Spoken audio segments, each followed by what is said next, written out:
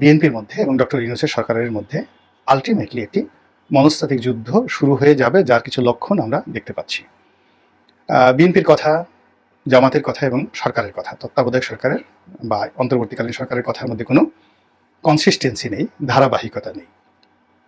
২ নম্বর হলো যে বিএনপি যা চাচ্ছে, ডক্টর মোহাম্মদ ইউনূস তার বিপরীত দিকে ছুটছেন। বিএনপি যদি ডালে ডালে হাঁটার চেষ্টা করে নির্বাচন নিয়ে, আর নির্বাচনকে অ্যাভয়েড করার জন্য, প্রলম্বিত করার জন্য ডক্টর মোহাম্মদ ইউনূস সেই পাতায় পাতায় হাঁটছেন। তো এইরকমই একটি অবস্থার মধ্যে ডক্টর মোহাম্মদ ইউনূসের সাথে যেন সম্পর্ক নষ্ট না হয়, বিএনপি প্রাণান্ত চেষ্টা করছে, কিন্তু তারপরেও যেহেতু বিএনপির প্রয়োজন, অভাব, দরকার, এই কারণে বিএনপি অনেক সময় তার মেজাজ ঠিক রাখতে পারছেন না। এই জন্য আমরা বিএনপির ভারপ্রাপ্ত চেয়ারপারসন তাকে কখনো দেখি সাহায্যের হাত বাড়ানোর অঙ্গীকার তিনি করছেন, ডক্টর মোহাম্মদ ইউনূসের প্রতি আহ্বান জানাচ্ছেন, আবার পরদিনই তিনি নির্বাচন যত দ্রুত সম্ভব সেটা দাবি করছেন। তো এই অবস্থার মধ্যে যখন বিএনপি এবং ডক্টর মোহাম্মদ ইউনূসের বৈঠক হলো, সেই বৈঠকের কিছু ভিডিও ফুটেজ, কিছু স্টিল ছবি আমি দেখার চেষ্টা করলাম।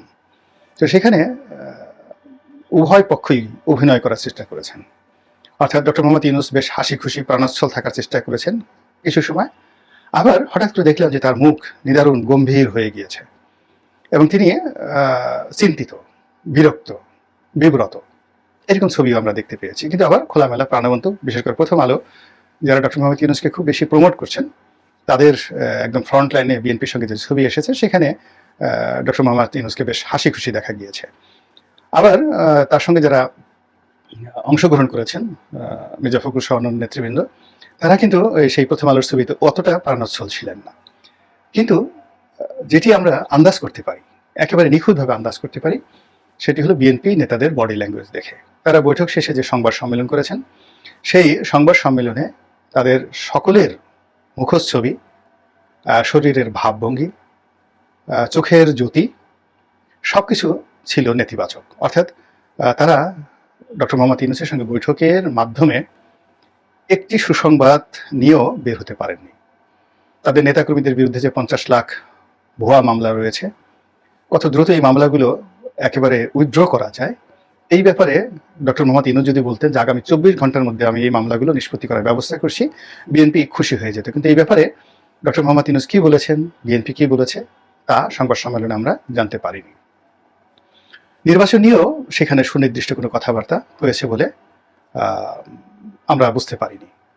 সেখানে ফরমাল আলোচনা হয়েছে, হয়তো চা পানি খাওয়া দাওয়া হয়েছে, এবং সেখানে বিএনপি অনেকগুলো দাবিনামা পেশ করে আসছে, যেটি ডক্টর ইউনূসের জন্য খুবই নেতিবাচক এবং বিএনপির জন্য নেতিবাচক।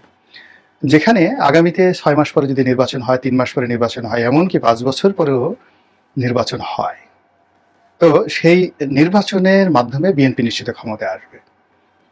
তো সেখানে বিএনপিকে কেন 17 দফা, 13 দফা বা 14 দফা দাবিনামা ডক্টর মোহাম্মদ ইউনূসকে পেশ করতে হবে? ইট মিনস বিএনপি একটা দুর্বলতম অবস্থায় পড়ে গিয়েছে এবং তারা যে ক্ষমতায় আসবে, সেই ক্ষমতায় আসার যে বিষয়টি, সেই বিষয়টি নিয়ে তাদের যথেষ্ট সন্দেহ দেখা দিয়েছে। আদারওয়াইজ আনলেস তাদের যে প্রপোজালগুলো, সেই প্রপোজালগুলোর মধ্যে submission, the way of submission, সেখানে অনেকটা কমান্ডিং ভয়েস থাকতে হবে যে you have to do this thing, এই কাজগুলো আপনাকে এতদিনের মধ্যে করতে হবে। এটা আলটিমেট, তাকে একটা আলটিমেট টাইম দিতে হবে যদি বিএনপি নিজেকে যোগ্যতম, নিজেকে সুবিধাজনক একটি অবস্থায় বিবেচনা করত। কিন্তু তা না করে যখন তারা দাবিনামা পেশ করছে, তাহলে এই যে তাদের এই দাবিনামা পেশ করাটা, এটি 2018 সালের নির্বাচনের আগে মির্জা ফখরুল গণভবনে গিয়ে শেখ হাসিনার নিকট যে দাবিনামা পেশ করেছিলেন, সেই দাবিনামা পেশ করা আর ডক্টর ইউনূসের কাছে দাবিনামা পেশ করার মধ্যে এক সুতো পার্থক্য থাকবে না। যদি বিএনপির মনে সেই ধরনের আত্মবিশ্বাস থাকে যে আমরাই দেশের বৃহত্তম দল, আমরাই ক্ষমতায় আসছি, সেক্ষেত্রে প্রকৃতিগতভাবে তাদের মধ্যে একটা কমান্ডিং অ্যাটিটিউড তৈরি হয়ে যাবে এবং তারা সরকারকে যে প্রস্তাবনা দেবে, সেই প্রস্তাবনাগুলো প্রস্তাবনা আকারে থাকবে, ভদ্রতা আকারে থাকবে, কিন্তু সেটা সরকারকে মান্য করতে হবে এবং সরকারের সেটা মান্য করা ছাড়া কোনো ওয়ে থাকবে না। এইরকম একটি যাকে বলা হয় মেসেজ তাদের বডি ল্যাঙ্গুয়েজে তারা ফুটিয়ে তুলবে, কথাবার্তা তারা ফুটিয়ে তুলবে, যেটি আমি তাদের সেই বক্তব্যের মধ্যে দেখিনি। অন্যদিকে ডক্টর মোহাম্মদ ইউনূসের সঙ্গে তাদের যে বৈঠকের পর তারা যে বের হয়ে এসেছেন, প্রায় সকলের মুখ ছিল মলিন এবং তারা কেউ কারো দিকে তাকাচ্ছিলেন না। নর্মালি যখন কেউ বিজয়ী হয়, যেমন মির্জা ফখরুল ইসলাম সাহেব বক্তব্য দিচ্ছিলেন, তার পাশে মির্জা আব্বাস সাহেব দাঁড়ানো ছিলেন এবং তার পেছনে যিনি দাঁড়ানো ছিলেন সেটা হলো জনাব সালাউদ্দিন সাহেব। এবং আপনারা সবাই জানেন যে বিএনপির মধ্যে ধরে নেওয়া হয় মির্জা ফখরুলের পরে যদি দলের সাধারণ সম্পাদক হিসেবে কাউকে বিবেচনা করা হয়, তিনি জনাব সালাউদ্দিন ভারত থেকে এসেছেন।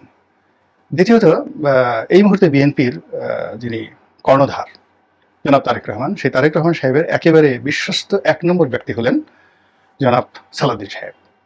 তো মির্জা ফখরুল সাহেব যখন বক্তব্য দিচ্ছিলেন, তখন আপনারা দেখবেন যে সালাউদ্দিন সাহেবের যে বডি ল্যাঙ্গুয়েজ এবং মুখ, এটি ছিল ভীষণ রকম ক্লান্ত, বিধ্বস্ত, হতাশাগ্রস্ত, এবং তিনি যার পর নাই বিরক্ত ছিলেন। এবং তিনি যে কারণে বিরক্ত ছিলেন আমি আন্দাজ করতে পারি, সেটা হলো বেগম জিয়ার মামলাগুলো প্রত্যাহার করা, তাকে বিদেশে পাঠানো, তারপর তারেক রহমান সাহেবের স্বদেশ প্রত্যাবর্তন, তার বিরুদ্ধে সমস্ত মামলাগুলো নিঃশর্তভাবে প্রত্যাহার করা, এই বিষয়গুলো হয়তো আলোচনা হয়েছে এবং সেখানে কোনো ভালো ফলাফল, ইতিবাচক আশাব্যঞ্জক কোনো আশ্বাস মেলেনি।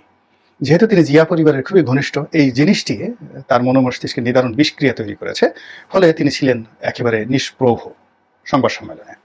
এটা একটা ঘটনা হতে পারে। 2 নম্বর ঘটনা হতে পারে যে তিনি যে বিষয়গুলো চেয়েছিলেন সেই বিষয়গুলো আসলে সেখানে উপস্থাপিত হয়নি, আলোচনার সুযোগ মিলেনি অথবা আলোচনা করা যায়নি। তো সেই দিক থেকে আমি মনে করি যে ডক্টর মোহাম্মদ ইউনূসের সঙ্গে এই যে বিএনপির যে নেতৃবৃন্দ যারা বৈঠক করলেন, এই বৈঠকটা একটা গতানুগতিক বৈঠক হয়েছে, জাস্ট ফর্মালিটিস। এখানে কোনো ইতিবাচক কিছু হয়নি। রিলেশনশিপ বলতে যা বোঝায়, ফেলোশিপ বলতে যা বোঝায় সেটাও হয়নি। আর ডক্টর ইউনূসের বাসভবন, যেটি সরকারি বাসভবন, ওই বাসভবনের সঙ্গে বিএনপির যেটি আত্মিক সম্পর্ক, আগামী দিনে তারাই ওই বাসভবনের অধিকারী হবেন, এরকম কোনো গ্রিন সিগন্যাল বিএনপির নেতাকর্মীদের, বিএনপির যারা নেতৃবৃন্দ রয়েছেন তাদের শরীরে, মন মননে সেটা ফুটে ওঠেনি। তো আমি আশা করব যে এই আমার যে ভিডিওটি, এই ভিডিওটি যদি বিএনপি নেতৃবৃন্দ দেখেন এবং ডক্টর মোহাম্মদ ইউনূস সাহেব দেখেন বা তার যারা লোকজন দেখেন, আমার অনুরোধ থাকবে যে আগামী দিনে যে বৈঠকগুলো হবে সেই বৈঠকগুলোতে বিএনপির যে অভাবগুলো রয়েছে, অভিযোগগুলো রয়েছে, সেগুলো মেনশন করতে হবে এবং সেগুলো সমাধান করতে হবে এবং খুব দ্রুত গতিতে সেগুলো সমাধান করতে হবে। এবং বিএনপি যদি না চায় এবং বিএনপি যদি কোঅপারেটিভ না হয়, ডক্টর মোহাম্মদ ইউনূসের ক্ষমতা প্রলম্বিত, জামাত বন্য দল যতই চাক না কেন এটি হবে না। আর বিএনপিকে যদি হ্যাপি করা যায়, খুশি করা যায়, তাহলে ডক্টর মোহাম্মদ ইউনূস সাহেব যদি 5 বছরও থাকতে চান, সেটি কারোর জন্য সমস্যা হবে না। এই মুহূর্তে বিএনপির জন্য ইংরেজিতে যেটিকে বলা হয় অ্যাবনক্সিয়াস, মানে এরকম একটা সমস্যা, খুবই দুর্গন্ধযুক্ত, বিরক্তিকর, বিব্রতকর এবং যা কিনা মানুষকে একেবারে শেষ করে দেয়, বিরক্তির সর্বশেষ পর্যায়ে। ইংরেজিতে এই শব্দগুলো একত্রে মিলিয়ে অ্যাবনক্সিয়াস। তো বিএনপির জন্য এরকম অনেকগুলো অ্যাবনক্সিয়াস প্রবলেম তৈরি হয়ে গিয়েছে। সেই সমস্যাগুলো সমাধানের ব্যাপারে ডক্টর মোহাম্মদ ইউনূসকে আন্তরিক হতে হবে, সৎ হতে হবে এবং প্রম্পট হতে হবে। এবং বিএনপির হাতকে যদি শক্তিশালী করা না হয়, তাহলে খুব দ্রুত শেয়ার মার্কেটে নতুন দরবেশের সৃষ্টি হয়ে যাবে। আমাদের চাঁদাবাজির মার্কেটে নতুন দানব তৈরি হয়ে যাবে এবং আওয়ামী লীগের যে বিষয়গুলো নিয়ে আমরা খুব অসন্তুষ্ট ছিলাম, সেগুলো চারিদিকে ব্যাপকভাবে ছড়িয়ে পড়বে, মহামারী আকারে ছড়িয়ে পড়বে, আগের চেয়ে আরও নির্মমভাবে, নিষ্ঠুরভাবে। এবং এই ব্যাপারে সরকারকে সবচেয়ে বেশি সাহায্য করতে পারবে বিএনপি। তো সেই বিএনপিকে সাহায্য করার জন্য সরকারকেও আন্তরিক হতে হবে। আল্লাহ আমাদের সবাইকে হেদায়েত দান করুন এবং হেফাজত করুন। আসসালামু আলাইকুম ওয়া রাহমাতুল্লাহি ওয়া বারাকাতুহু।